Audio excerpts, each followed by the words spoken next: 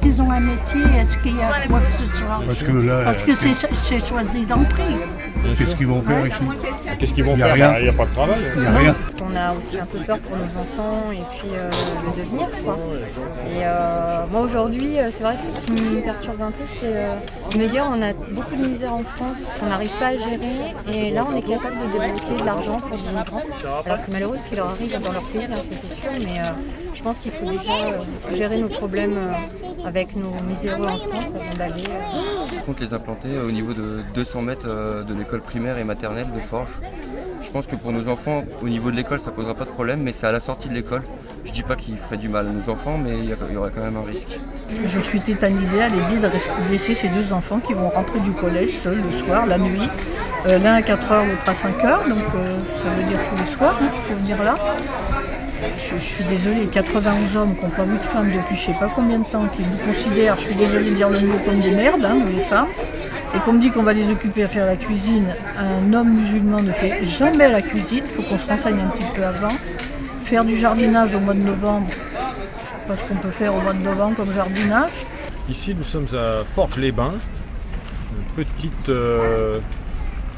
village rural de l'Essonne, 91, qui fait jamais la une de l'actualité.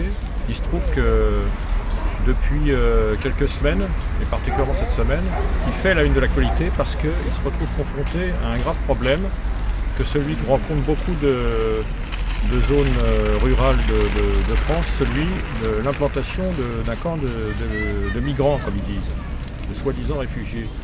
Évidemment, ça s'est passé, la population l'a appris par les médias au mois d'août, la population qui n'a pas été concernée, qui n'a pas été consultée, qui n'a pas été avertie et qui prend ça assez mal avec consultation d'un collectif.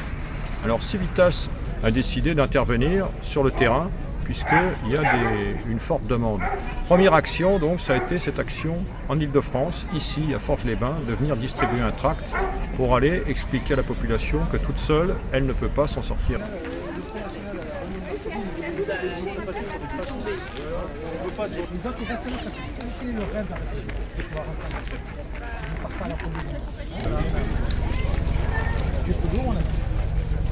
Alors ce qui est quand même gros, c'est que soi-disant qu'Emmaüs va leur donner des moyens de transport pour les emmener au RER, mais que les habitants de Forges, ils n'en ont pas. Hein.